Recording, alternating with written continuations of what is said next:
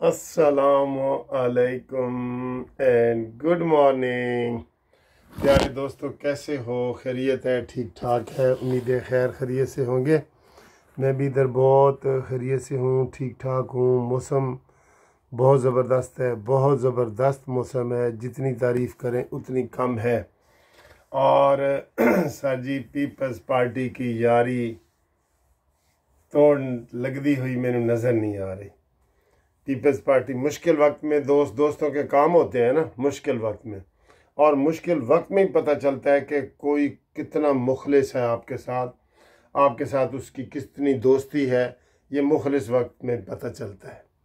लेकिन नहीं सर जी, जरदारी साहब ने पता क्या किया, छुरा घोंपा है। वो तो मैंने मिसाल दी है ना, तो इसको आप ऐसे भी कह सकते हैं, गो ज़रा सी बात पे बरसों के याराने गए। गो ज़रा सी बात पे बरसों के याराने गए, लेकिन इतना तो हुआ कुछ लोग पहचाने गए। वाकई यार, जरदारी साहब, हर चीज़ जो है ना सियासत नहीं होती, कोई अखलाकियात होते हैं। आपको किस चीज़ का आपने बजट पेश होने से पहले इसाक डार साहब आपके पास गए, आपसे मुलाकात की कि जनाब दसो। आपने कहा नहीं, हुण नहीं दसना, हुण असी तमाशा करना है अवाम विच।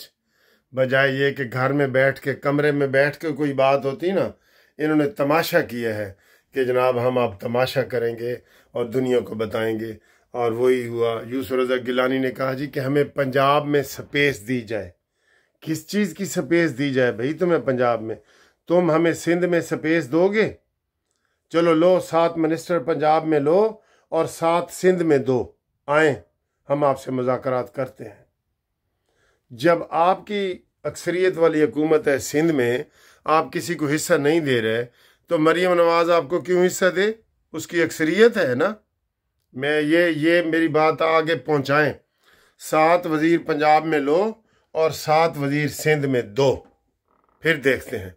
मैंने तो तब ही सर जी कहा था ये शहबाज शरीफ साहब को, इनको, कि सिंध में जाके दौरे करो।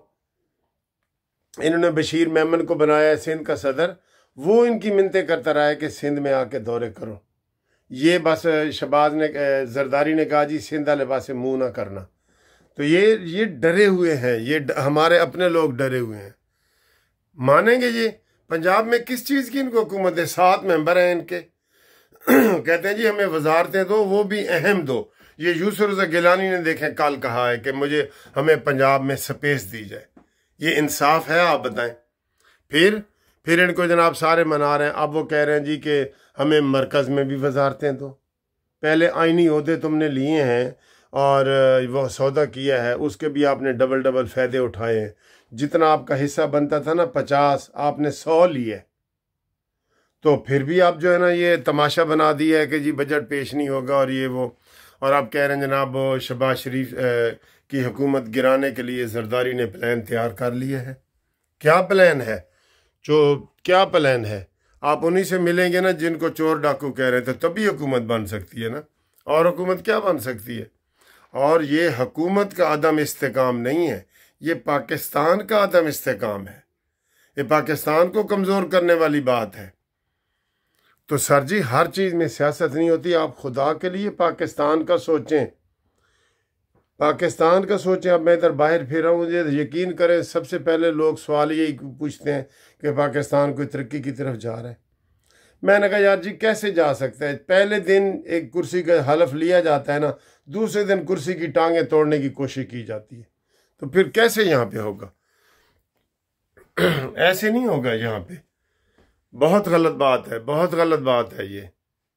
और हम इसकी मजम्मत करते हैं। बल्कि आसिफ अली जरदारी और पीपल्स पार्टी के आप लोग कह रहे हैं कि जी आप आहिस्ता बोलें और उनको तनकीद ज़्यादा ना करें। क्यों ना करें तनकीद उनके ऊपर भाई?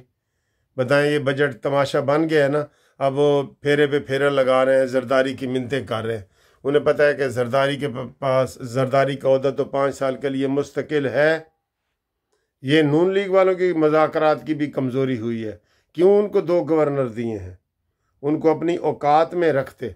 अब वो सेनेट के चेयरमैन भी बन गए हैं। अब वो क्या मकाम सदर भी वही बनते हैं, सदर पाकिस्तान भी वही बन गए हैं, सारे ओहदे उनके पास चले गए हैं। तो ये पीपल्स पार्टी का जो बिहेवियर है ना, ये बहुत गलत है, बहुत गलत है। अच्छा जी, दूसरी खबर ये है कि मौलाना फजल रहमान से शहबाज शरीफ ने मुलाकात की है, और उसके बाद मौलाना से मुलाकात की है आज मोहसिन नकवी ने। जी, मोहसिन नकवी ने कहा, मौलाना साहब तुसी साडे उस्ताद हो, 25 साल तो असी तुहाडे नाल हां, तुहाडा एहतराम करने आ, तुहाडा प्यार मोहब्बत करने आ। ये जो चीज़ें होती हैं ना, मैं आपको आज बता रहा हूँ मौलाना फजल रहमान ने कभी तहरीक का ऐलान ही नहीं करना था अगर ये मुलाकातें पहले हो जाती। अच्छा जी, अब मैं फिर वो आ रहा हूँ, मौलाना से मुलाकात हुई है तो मैं कहता हूँ ये जरदारी साहब जैसे कर रहे हैं ना, इसका जवाब दें कि ठीक है जी, फिर हम आप अगर इधर पंजाब में वजारतें मांगते हैं और हमें हमारी हुकूमत गिराने के वो कह रहे हैं ना, ठीक है, हम बलूचिस्तान में मौलाना फजल रहमान के साथ मिल के हुकूमत बनाते हैं। और ये मुलाकातें भी ऐसी हो रही हैं, मैं आपको ये भी बता दूं, बनता हक भी बनता था मौलाना साहब का, क्योंकि जितनी मौलाना साहब की सीटें थी, तीनों की तकरीबन बराबर बराबर सीटें थीं, नून लीग की, पीपल्स पार्टी की, मौलाना की। तो मौलाना को साथ मिलाते ना, मौलाना साहब को साथ क्यों नहीं मिलाया इन्होंने? ये सारा वो नून लीग का है। नवाज शरीफ साहब रायवेंट से बाहर नहीं निकल रहे, उनको एक्टिव रोल अदा करना चाहिए, उनको फादरली रोल अदा करना चाहिए। फादरली का मतलब है कि जैसे बड़ा बाप नहीं होता, वो अब उम्र के इस हिस्से में पहुंच गए हैं और इतनी उन्होंने कौम की खिदमत की है कि अब वो जैसे हम कायदे आज़म को कहते हैं फादर ऑफ नेशन। तो ये इस तरह की मौजूदा सूरत हाल में ये बन रहे हैं। कोई ये ना कहे कि मैंने उनको बना दिया है, मैं मौजूदा सियासत में ये कह रहा हूँ कि उनको अहम रोल अदा करना चाहिए हर मसले में। वो चुप करके नहीं बैठे, वो क्यों चुप करके बैठे, अपने एक्सपीरियंस दें, ठीक है। वो क्या है, जो बाइडन जो है वो कितना 94 साल का है तो वो सदर बनना फिरता है, सीढ़ियों से गिरता फिरता है ठीक है। तो ये सूरत हाल है। और बाकी जनाब अली खबरें ये हैं कि इदारों की लड़ाई वाली, जी, chief justice Lahore high court इस वक्त फुल मैदान में है, और आज उन्होंने तकरीर की है किसी तकरीब में। उन्होंने कहा जी डट गई है अदलिया, डट गई है एस्टेब्लिशमेंट के सामने, और हमने हर कुर्बानी देनी है।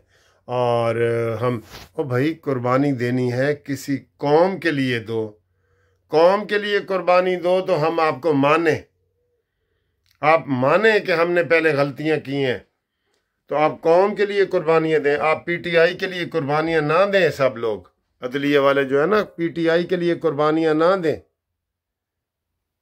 आपको एहसास हो ना अगर, तो आप कौम के लिए आएँ।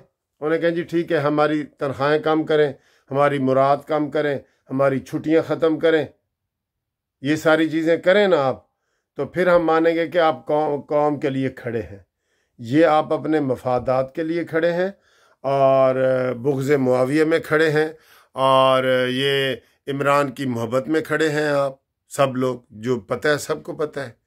इनको हम ऐसे तो नहीं इमरान डूज कहते या यूथिया कह देते हैं, ये सब इसी खेल के चक्कर में पड़े हुए हैं। ये कौम की कोई कुर्बानी नहीं है जो बयान उन्होंने दिया कि हम कौम की कुर्बानी के लिए खड़े हो गए हैं जी, ठीक है ना। तो ये सूरत हाल है। तो बाकी जनाब ये इधर का जो मौसम आपको बताते होते हैं हमेशा हम, कि कभी धूप कभी छाँव, कभी खुशी कभी गम। ये देख रहे हैं, ये इस वक्त अभी धूप है, अभी थोड़ी देर तक बारिश हो जाएगी, क्योंकि बादल तो इतने पक्के ही रहते हैं ना, बादलों का तो सहारा होता ही होता है, इधर ही होता है, ठीक है, ये समझ रहे हैं ये। तो बाकी जनाब आप साथ राब्ते में रहें। हमारी कौम को जो लीगल टीम है वो हम केस कर रहे हैं ग्रुप लाइफ इंश्योरेंस के। मुझे पूछ रहे थे दोस्त के जी उधर भी नाल दसो। 16 सितंबर को इस्लामाबाद हाई कोर्ट में केस लगा है, और इन्हीं दिनों में इंशाअल्लाह ताला ये लाहौर हाई कोर्ट में भी केस लग जाएगा।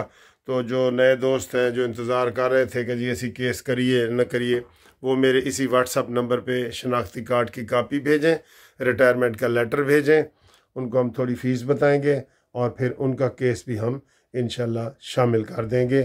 وہ گروپ لائف انشورنس کے جو لمبا انتظار تھا نا 4 سال کا، وہ ختم ہو گیا۔ اب انشاءاللہ بس آدھی بحث بھی بلکہ ہو گئی ہے اس میں۔ اسلام آباد والے کیس میں آپ کو پتہ ہے نا 10 تاریخ کو لگا ہوا تھا، 10 جون کو، اس میں آدھی بحث بھی ہو گئی ہے۔ تو اب انشاءاللہ یہ قریب ہے، اللہ تعالیٰ کے فضل سے یہ آپ کی لاٹری نکلے گی اور آپ کو یہ پیسے ملیں گے، ٹھیک ہے۔ اور پینشنرز کے لیے ہم آواز اٹھا رہے ہیں کہ جناب ان کو 30% تک ان کے اضافہ کیا جائے۔ آپ نے جو اضافے یہ گریڈ 22 اور اس کے کیے ہیں نا 20% اور 25%، تو 25% سے زیادہ کم از کم ریٹائرڈ لوگوں کا کرے نا، ان کا بھی حق بنتا ہے اور ان کو ضرورت ہے اس چیز کی، یہ تو آپ مانتے ہیں نا، ٹھیک ہے۔ اوکے جی، خدا حافظ۔